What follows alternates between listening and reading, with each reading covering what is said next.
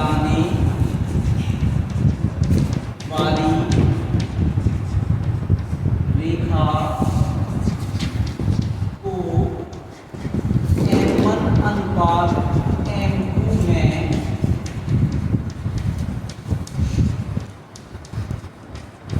विभाजित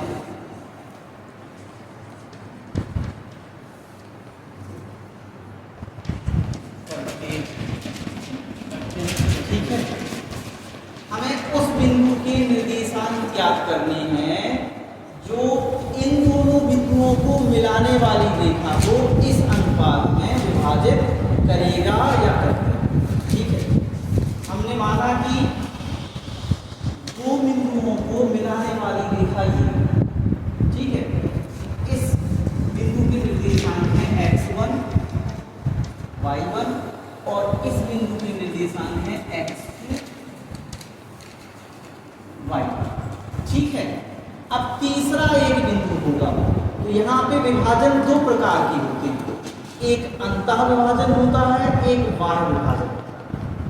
अंतः यानी अंदर से इसको काटने वाला, और बाह्य विभाजन यानी बाहर कहीं पे विभाजित कर रहा होता है। ठीक है, तो देखें, मान लो जो बिंदु इसे बांट रहा है इस अनुपात में, वो बिंदु यहाँ और इसके निर्देशांक क्या है x1।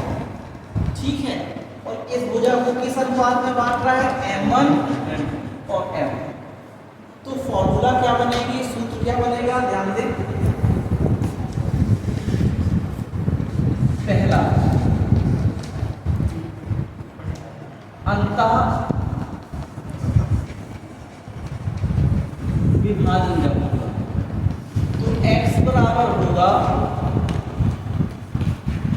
M1 x2।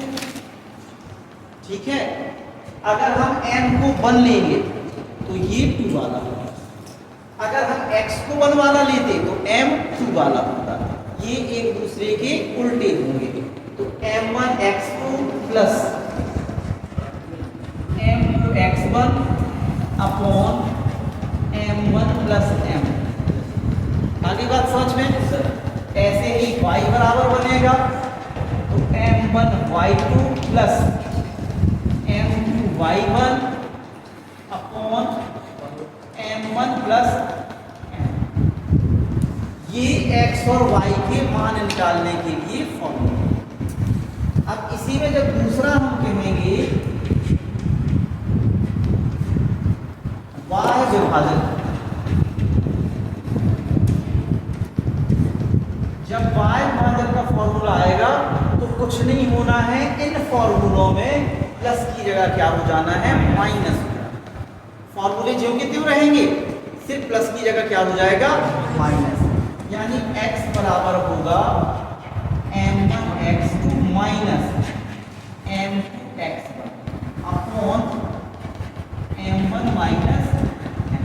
ये x का मान होगा और y बराबर होगा m1 y2 minus m2 y1 upon m1 minus. इन्हीं को इंग्लिश में सेक्शन फॉर्मूला कहते हैं। इंटरनल सेक्शन है और ये एक्सटर्नल सेक्शन। अंतः विभाजन इंटरनल सेक्शन, बाह्य विभाजन यानी एक्सटर्नल सेक्शन। ठीक है, फॉर्मूला का यूज करके हम मध्य बिंदु यानी मिड पॉइंट के फॉर्मूले बनाएंगे। ठीक है,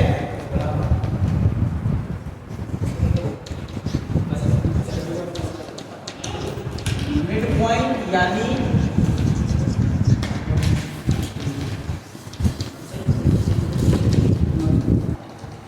अब मिड पॉइंट है तो बीच में होगा, जैसे तो जैसे ये एक लाइन है, ये x1 y1 और x2 y2 को मिलाने से बनी। ठीक है, अब मिड पॉइंट बिल्कुल बीच में होगा, तो बिल्कुल बीच में का मतलब ये इस लाइन को 1:1 में बांटेगा, 1:1 में डिवाइड करेगा। जैसे मान लो ये लाइन 10 सेंटीमीटर की, तो ये 5 में बढ़ गई होगी, तब भी रेशियो क्या निकलेगा, m1 अपॉन m2 जब निकालेंगे तो 5/5 निकलेगा, ये 1:1 आएगा। मान लो यही लाइन 8 सेंटीमीटर की है तो 4 में बटेगी, तब भी रेशियो कितने आएंगे, 4/4, तो ये इकट्ठी हो जाएगी 1:3। तो अगर कोई रेखा है और उसे मिड पॉइंट से काटा गया है, मध्य बिंदु से काटा गया है, तो ये 1:1 में बटेगा।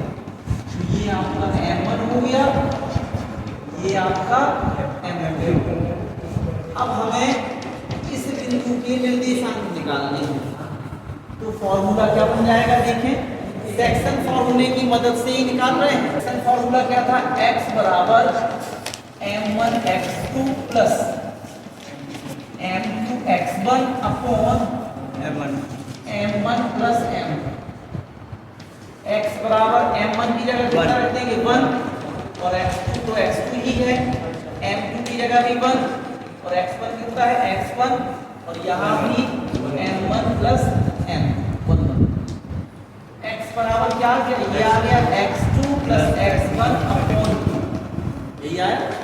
तो अगर इसे सीधा लिखें तो क्या बनेगा formula, x1 plus x2 upon 2, ये x का फॉर्मूला है।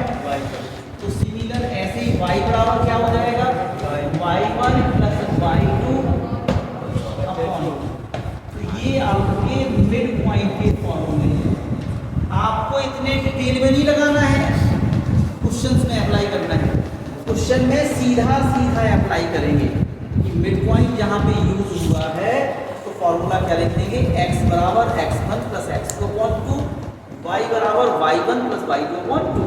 ये हमने आपको निकाल के बताया कि अगर आपने मध्य बिंदु के फॉर्मूले नहीं याद किए हैं या भूल जाते हैं तो सेक्शन फॉर्मूले की मदद से भी निकाला जा सकता है। आपको ये